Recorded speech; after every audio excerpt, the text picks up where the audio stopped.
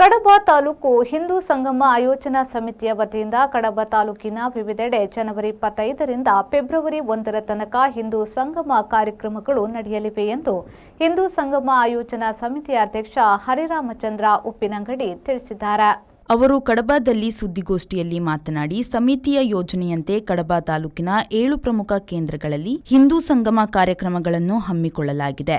3 ಅಥವಾ 4 ಗ್ರಾಮಗಳನ್ನು ಒಳಗೊಂಡಂತೆ ಒಂದು ಮಂಡಲ ಮಾಡಿ ಕಾರ್ಯಕ್ರಮ ನಡೆಸಲಾಗುವುದು. ಜನವರಿ 25ರಂದು ಕಡಬ ಜಯದುರ್ಗ ದೇವಸ್ಥಾನದ ವಠಾರದಲ್ಲಿ ಹಾಗೂ ರಾಮಕುಂಜದ ಗಣೇಶನಗರದಲ್ಲಿ, ಜನವರಿ 26ರಂದು ಮರ್ದಾಳ ಅಯ್ಯಪ್ಪ ಭಜನಾ ಮಂದಿರದಲ್ಲಿ, ಫೆಬ್ರವರಿ 1ರಂದು ಅಲಂಕಾರು ದುರ್ಗಾಂಬ ಮೈದಾನದಲ್ಲಿ, ನೆಲ್ಯಾಡಿ ಮಂಡಳದಿಂದ ನೆಲ್ಯಾಡಿ ಗಾಂಧಿ ಮೈದಾನದಲ್ಲಿ, ಉದನೆ ಪರಶುರಾಮ ಮೈದಾನದಲ್ಲಿ ಹಾಗೂ ಉಪ್ಪಿನಂಗಡಿ ಕಾಳಿಕಾಂಬ ದೇವಸ್ಥಾನದ ವಠಾರದಲ್ಲಿ ಕಾರ್ಯಕ್ರಮ ಆಯೋಜಿಸಲಾಗಿದೆ.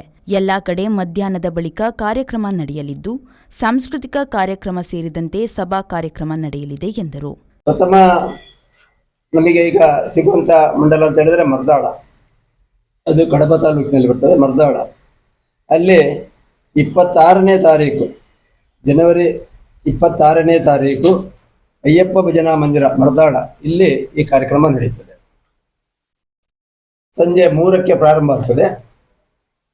ಅಲ್ಲಿ ಸಾಂಸ್ಕೃತಿಕ ಕಾರ್ಯಕ್ರಮಗಳು ಮತ್ತು ಸಭಾ ಕಾರ್ಯಕ್ರಮ ಈ ರೀತಿಯಾಗಿ ನಡೆಯುತ್ತದೆ. ಒಟ್ಟು ಒಂದು 3-3:30 ಗಂಟೆಯ ಕಾರ್ಯಕ್ರಮಗಳು ಅಲ್ಲಿ ನಡೆಯುತ್ತದೆ. ಎರಡನೆಯದ್ದು ಕಡಬ ಮಂಡಲ. ಕಡಬ ಮಂಡಲದಲ್ಲೂ ಕೂಡ ಹಾಗೆ ಜಯದುರ್ಗ ದೇವಸ್ಥಾನದ ವಠಾರದಲ್ಲಿ ಈ ಕಾರ್ಯಕ್ರಮ ನಡೀತದೆ. 25/1ಕ್ಕೆ 25ನೇ ತಾರೀಕು 1ನೇ ತಾರೀಕಿಗೆ ಅಲ್ಲಿ ಕೂಡ ಹಾಗೆ ಸಂಜೆ 3 ಗಂಟೆಗೆ ಪ್ರಾರಂಭ ಆಗ್ತದೆ ಕಾರ್ಯಕ್ರಮ. ಮತ್ತೆ ಸಾಂಸ್ಕೃತಿಕ ಕಾರ್ಯಕ್ರಮಗಳು ಅಂದರೆ ಭಜನೆ ಈ ರೀತಿಯಾದ ಕಾರ್ಯಕ್ರಮಗಳೊಂದಿಗೆ ಈ ಕಾರ್ಯಕ್ರಮ ನಡೀತದೆ.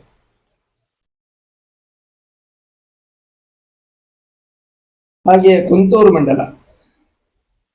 ಮಂಡಲ 1ನೇ ತಾರೀಕು, ಫೆಬ್ರವರಿ 1ನೇ ತಾರೀಕು ಅವತ್ತು ದುರ್ಗಾಂಬ ಮೈದಾನ ಅಲಂಕಾರು ಈ ಸ್ಥಳದಲ್ಲಿ ಈ ಕಾರ್ಯಕ್ರಮ ನಡೆಯುತ್ತದೆ.